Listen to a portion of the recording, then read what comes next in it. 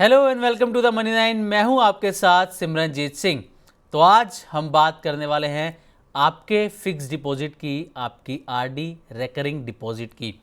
दरअसल अगर आपने एफडी या फिर आरडी में पैसा लगा रखा है या आप बेहतर रिटर्न के चक्कर में, फिक्स रिटर्न के चक्कर में आप एफडी या आरडी में पैसा लगाने की प्लानिंग कर रहे हैं, तो ये खबर आपके लिए बेहद ज़रूरी हो सकती है, क्योंकि नया इनकम टैक्स एक्ट आने के बाद सबसे बड़ा सवाल यही उठ रहा है कि क्या अब आपके ब्याज पर ज़्यादा टीडीएस कटेगा, क्या आपकी कमाई पर टैक्स का बोझ बढ़ने वाला है या नियम पहले जैसे ही रहने वाले हैं। एफडी और आरडी करने वाले निवेशकों के लिए ये कन्फ्यूजन इसलिए भी अहम है क्योंकि छोटी छोटी बचत पर भी टैक्स का असर सीधे सीधे रिटर्न को प्रभावित करता है।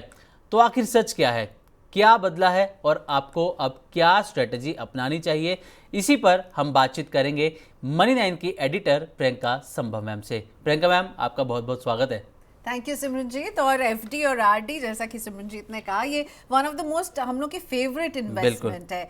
फिक्स्ड इनकम पाने का ये तरीका है कि भाई अशोर्ड रिटर्न है कि इतना % रिटर्न मुझे मिल जाएगा बैंक से, इसलिए फिक्स्ड डिपॉजिट और रेकरिंग डिपॉजिट पर लोग ज्यादा उसके बारे में जानना चाहते हैं और अप टू डेट रहना चाहते हैं। बिल्कुल मैम, और अब क्योंकि टैक्स का सीजन भी आ चुका है, लेकिन टैक्स का सीजन आया है इसलिए लोगों में एक कन्फ्यूजन बड़ी पैदा हो रही है क्योंकि नया इनकम टैक्स कानून भी आ गया है। तो पहले मैं आपसे ये जानना चाहूँगा कि अभी तक एफडी और आरडी पर कैसे और कब टीडीएस कटता है। फिर मैं आपसे आगे जानना चाहूँगा कि जो नया एक्ट आया है इसमें क्या कुछ बदलाव हुए हैं। पहले अभी की सिचुएशन क्या है मैम, ये जानना चाहूँगा। चलिए, तो सारा कंफ्यूजन हम बातचीत से दूर करने वाले हैं। सिमरनजीत ये टॉपिक आपके लिए खास तौर पर लेकर आए जो एफडी और आरडी के फैन हैं, और मैं भी उनमें से एक हूँ।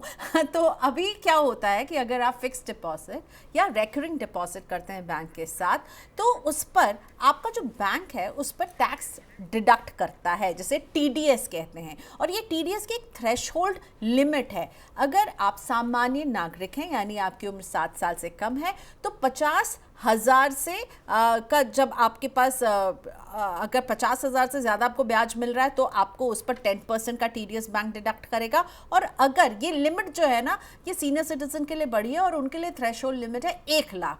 तो अगर 50,000 तक का ब्याज मिल रहा है, आप सामान्य सिटीजन है, सीनियर सिटीजन नहीं है, तो 50,000 के जैसे आपका जो अर्निंग है उस एफडी या आरडी से 50,000 क्रॉस करेगी, बैंक 10% टीडीएस काट लेंगे। सीनियर सिटीजन है तो उनके लिए 1 लाख काट लेंगे। और इसमें एक और पेच ये भी रहता है, अगर आपके पास पैन नहीं है तो आपको ज़्यादा टीडीएस भरना पड़ सकता है, 20% का टीडीएस भरना पड़ सकता है। लेकिन ये ध्यान रहे कि एफडी और आरडी से मिलने वाला ब्याज जो है वो अलग से फिर आपको अपने इनकम में भी दिखा करके उस पर टैक्स देना पड़ता है, वो टैक्सेबल है। लेकिन बैंक भी उस पर टीडीएस काटेगा। लेकिन अभी हम ये मुद्दा इसलिए लेकर आए हैं क्योंकि बहुत कंफ्यूजन हो गया है कि बैंक काटेंगे टीडीएस या ज्यादा काटने वाले हैं। बिल्कुल, क्योंकि मैम नया इनकम टैक्स एक्ट जो है वो लागू हो चुका है। अब ना आप देखेंगे कि कई जगह हम कहें कि र्यूमर्स हैं या कई खबरें ऐसी चल रही है कि अब एफडी और आरडी करने वाले जो इन्वेस्टर्स हैं उन्हें अब ज़्यादा टीडीएस चुकाना होगा, ज़्यादा टैक्स भरना होगा।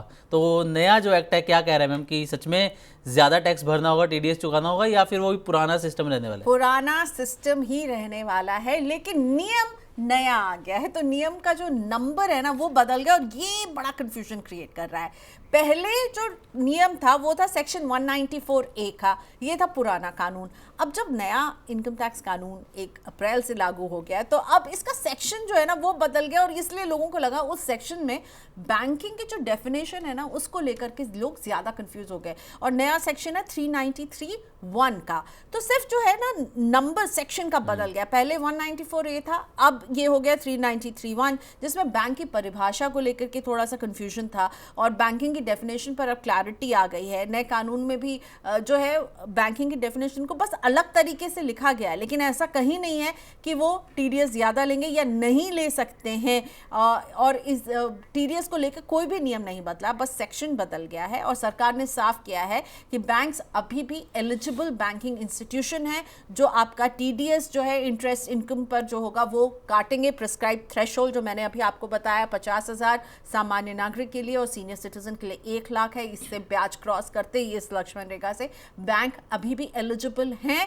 कोई कंफ्यूजन नहीं है बैंकिंग को लेकर के, जो उसकी डेफिनेशन को लेकर के लोग उलझ गए थे और उन्हें लग रहा था, तो उसको दूर कर दिया गया है। और कोई भी इसमें चेंज नहीं है, डिपॉजिटर को कोई एडिशनल टीडीएस नहीं देना है जस्ट बिकॉज डेफिनेशन बदली गई है। सरकार ने ये क्लैरिटी दी है, यानी 10% टीडीएस बैंक्स आपका काटेंगे जब प्रेस्क्राइब थ्रेशहोल्ड से आपका ब्याज क्रॉस कर रहा होगा। Otherwise no change at all, ना बढ़ा है ना घटा है, स्टेटस को पर ही बरकरार रहेगा। तो इन सारी खबरों को दरकिरार कीजिए। जिस तरह से अभी भी एफडी और आरडी पर बैंक्स टीडीएस काटते हैं, वो थ्रेशहोल्ड को क्रॉस करने पर वही जो है चलता रहेगा। चलिए मैम, आपने एक बहुत बड़ी कन्फ्यूजन यहाँ पर जो आरडी करते हैं, एफडी करते हैं, उनकी यहाँ पर दूर कर दी है कि टीडीएस वही पुराने तरह करता रहेगा जैसे पहले करता था। बिल्कुल। अब एक चीज़ और यहाँ पर मैं जानना चाहूँगा आपसे कि आप जानते हैं कि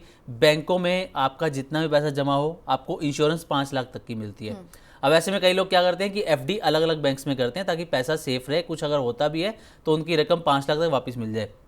अब ऐसे में जो टीडीएस कैलकुलेशन होता है वो क्या अलग अलग बैंक वाइज होगा या टोटल जो उनकी एफडी होती है उसके ऊपर होगा, उस पर कैसे कैलकुलेशन होता है? ओके, सो अगर आपके पास मल्टीपल एफडीज हैं तो ये ध्यान रखिए कि हर बैंक जो है, अगर आप उस थ्रेशहोल्ड को, प्रिस्क्राइब थ्रेशहोल्ड को क्रॉस करेंगे तो वो टीडीएस काटेगा, क्योंकि बैंक ए को नहीं पता कि बैंक बी में क्या हो रहा है और बैंक बी को नहीं पता कि बैंक सी में क्या हो रहा है। तो अगर आपके पास मल्टीपल एफडी हैं तो ये समझिए कि सभी टीडीएस काटेंगे, लेकिन 50,000 की ब्याज की रकम बहुत बड़ी होती है। अगर आपको हर मल्टीपल एफडी में 50,000 से ज्यादा का ब्याज मिल रहा है तो फिर आप तो बहुत ही भाई लखपति होंगे, करोड़पति होंगे कि इतना ब्याज कमा रहे हैं। तो ये ऐसा सिनेरियो है कि इसमें आई डोंट थिंक सो कि ऐसा सिनेरियो होगा कि आपको 3 जगह पर अलग अलग देना होगा। लेकिन मान लीजिए कि आपने 3 जगह पर अगर कर भी रखा है ना, फाइनली जब आप अपना रिटर्न भरेंगे एक साथ, और अब तो सरकार के पास सेंट्रलाइज सिस्टम्स हैं जो आपके सारे फाइनेंसेस, बैंक अकाउंट्स को डिटेक्ट करते हैं,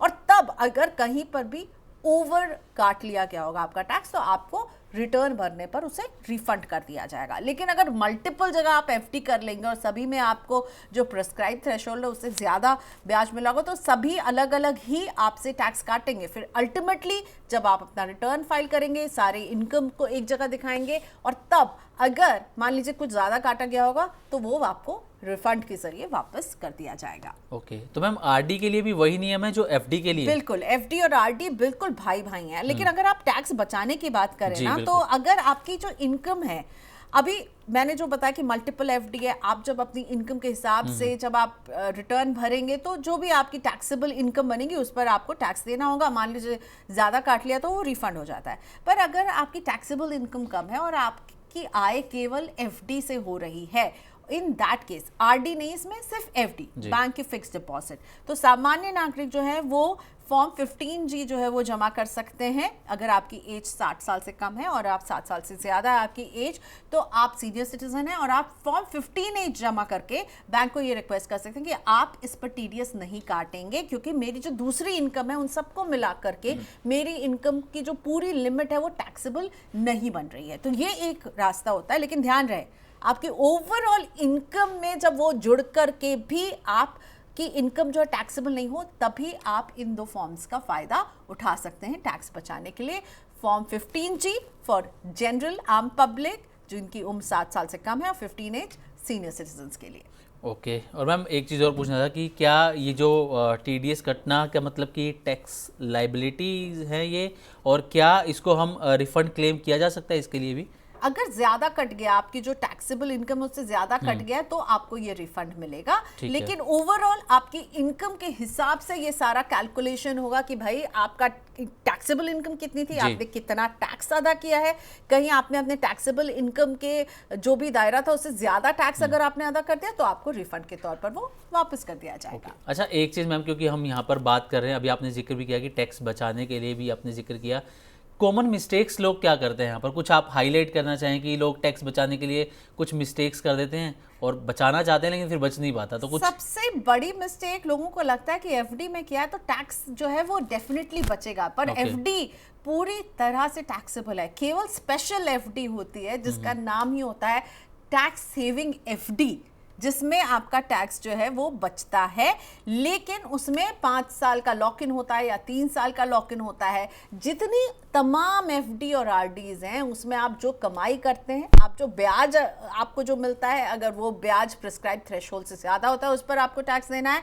प्लस आप जब ओवरऑल आपको वो जब पैसा मिलता है तो आपको जितना रिटर्न मिला है वो आपकी इनकम में जुड़ जाता है, और अगर आपकी इनकम से जुड़कर वो आपकी जो इनकम है वो टैक्सेबल लिमिट से ऊपर आपके वो जो भी स्लैब्स बन रहे होंगे उस हिसाब से आपको इस पर टैक्स देना पड़ता है। तो एफडी और आरडी टैक्स फ्री बिल्कुल नहीं है, केवल और केवल जो टैक्स सेविंग एफडीज होती हैं वही टैक्स फ्री है। कई लोगों के मन में ये मिस इंटरप्रिटेशन रहती है कि एफडी जो है वो पूरी तरह से टैक्स फ्री होती है, ऐसा नहीं है, तो इसका भी ख्याल रखिएगा। ओके और एक चीज़ और मैम कि लोगों के मन में अक्सर आपने देखा होगा कन्फ्यूजन ये रहती है कि हम एफडी करना चाहते हैं लेकिन ये नहीं समझ पा रहे कि बैंक एफडी करें या फिर जो कंपनीज लाती हैं एनबीएफसीज एफडी लाती हैं, इंटरेस्ट थोड़ा ज़्यादा देती हैं वहाँ करें, या जो स्मॉल फाइनेंस बैंक्स हैं वहाँ पर एफडी करें। आपको क्या लगता है कि कौन सा सबसे सेफ ऑप्शन है और कहाँ ठीक ठाक रिटर्न भी मिल सकता है? देखिए एफडी आप जब करने जाते हैं आपको हमेशा देखना चाहिए क्वालिटी जो होती है, और कई इनके अलावा बैंक्स में तो आपने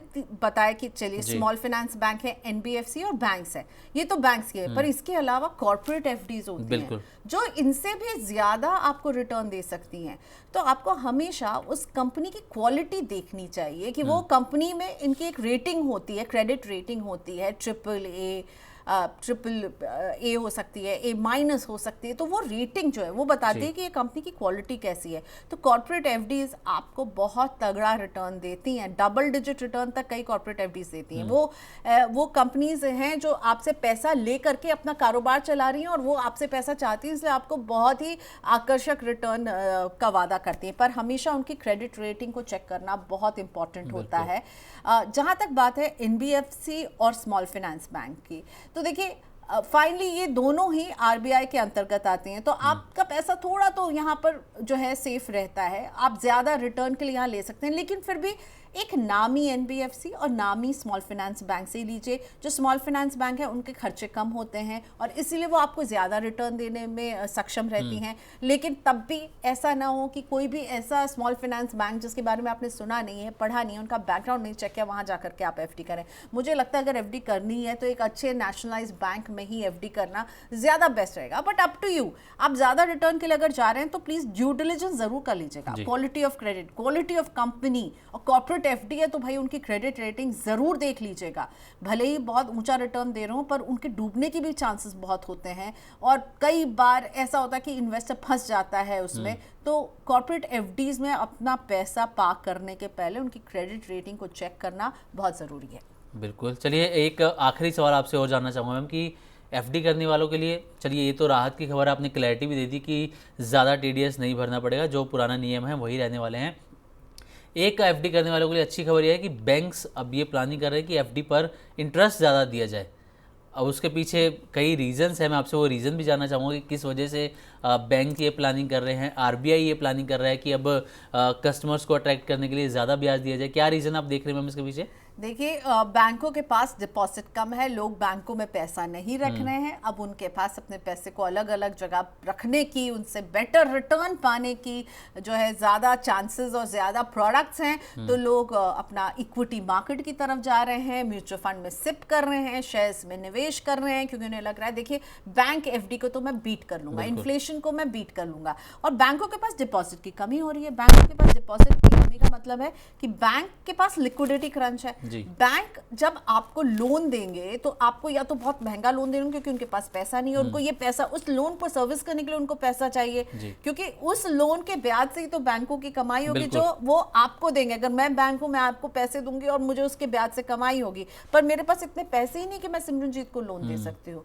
तो मुझे ये पैसा चाहिए ना ताकि मैं इसको फिर आपको आगे दे सकूं। और ये पैसा जो है ये डिपॉजिट और क्रेडिट के बीच में जो गैप है, इस वजह से आरबीआई भी चिंतित है, और आरबीआई ने कहा है बैंक्स को कि आप कुछ ऐसे तरीके निकालिए जिससे लोग जो हैं आकर्षित हों और आपके पास बैंक में डिपॉजिट करें पैसा। आप फ्लेक्सिबल एफडी का ऑप्शन दीजिए, मार्केट लिंक्ड इंटरेस्ट का ऑप्शन दीजिए ताकि लोग आए और निवेश करें, ज़्यादा पैसा पार्क करें एफडी में। और अगर हम इंटरेस्ट रेट्स को, रेपो रेट को अगर हम देखेंगे, महंगाई बढ़ती है उसको, वहाँ पर अगर आरबीआई इसको बदलते हुए नज़र आएगी तो यहाँ पर भी हम देखेंगे कि हो सकता है कि डिपॉजिट रेट्स को हम थोड़ा सा और बढ़ते हुए देखें। तो ये खबर भी जो है आ सकती है कुछ समय में, और बैंकों के लिए ये रियल स्ट्रगल है कि उनके पास पैसा कम है। चलिए, thank you so much ma'am इस पूरे टॉपिक पर क्लैरिटी देने के लिए। जो लोगों में कन्फ्यूजन चल रही थी कि भैया ज़्यादा टैक्स अब हमें देना पड़ेगा, ज़्यादा टीडीएस भरना पड़ेगा एफडी और आरडी के ऊपर क्योंकि नए इनकम टैक्स कानून आ चुके हैं, तो ऐसा नहीं है, ये आपने यहाँ पर क्लैरिटी दे दी है। बहुत बहुत शुक्रिया प्रियंका मैम, और उम्मीद करते हैं कि आपकी भी जो कन्फ्यूजन थी एफडी और आरडी पर टीडीएस को लेकर अब वो दूर होगी। अब हमें दीजिए इजाज़त, अभी के लिए बस इतना ही। नमस्कार।